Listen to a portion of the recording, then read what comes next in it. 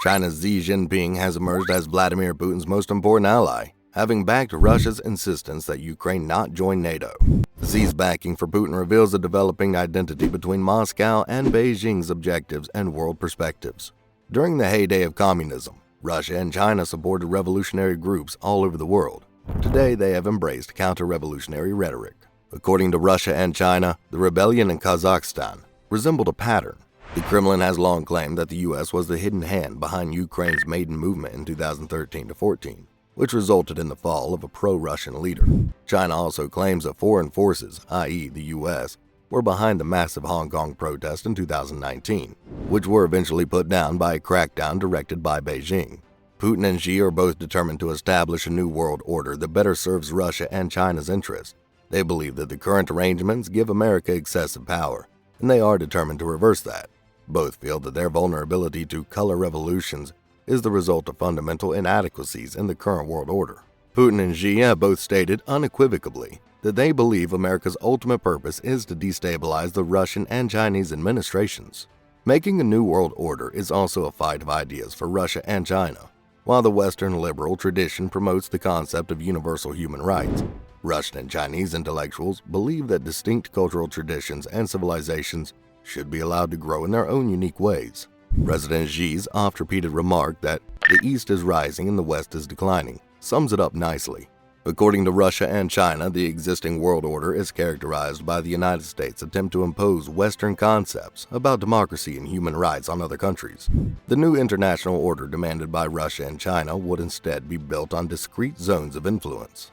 The U.S. would accept Russian and Chinese dominance in their areas and forego its backing for democracy and color revolutions that would pose a danger to the Putin or Xi governments.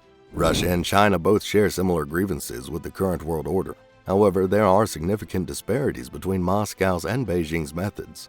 Russia is today more eager than China to accept military risks. However, its final objectives may be more limited. While Russia aims to be one of the world's greatest powers, China appears to be considering dethroning the United States. Russia's GDP is roughly the size of Italy's, and Moscow simply lacks the wealth to maintain world dominance. China, on the other hand, is currently the world's greatest economy by some measurements, with a population about 10 times that of Russia. Putin's determination to employ military force to try to shift the balance of power in Europe is reminiscent of a gambler's desperation. As the United States has become more protectionist, China has exploited its trade leverage to increase its worldwide influence. The ability to grant or deny access to the Chinese market provides Beijing with an instrument of leverage that Moscow does not have. History implies that new global governing systems evolve in the aftermath of a seismic political event, such as a war. The question today is whether Russia and China's aspirations for a new world order will also need a war. Russia and China, on the other hand, may believe that they can achieve their goals through proxy warfare. An unimpeded Russian victory in Ukraine might herald the emergence of a new security order in Europe, encompassing a de facto Russian sphere of influence. A successful Chinese invasion of Taiwan would be generally interpreted as the end of the period of American dominance in the Pacific. At that time, several countries in the area that presently rely on the U.S. for security, such as Japan and South Korea, may decide to adjust to a new China-dominated order. Alternatively, a new world order may arise as a result of Washington's tacit approval. With the Biden administration in charge, that conclusion does not appear plausible unless the U.S. makes huge last-minute concessions on Ukraine. However, Donald Trump may return to the White House in 2024. He appears to sympathize with features of the Russian-Chinese worldview, at least verbally. Former U.S. President George H.W. Bush mocked NATO and implied that America's Asian allies were slackers. His America First attitude rejected standard discourse about the United States' obligations to encourage freedom around the world. At times, Trump was open about his affection for both Xi and Putin, and as a self-proclaimed dealmaker, Trump understands the concept of zones of influence. Russia and China, on the other hand, do not appear to be content to wait for Trump to return to the White House. They are aware that many hawks in Trump's Republican Party are eager to engage in conflict with both Russia and China. In any case, a lot may happen between now and the next presidential election, which will be held in November 2024.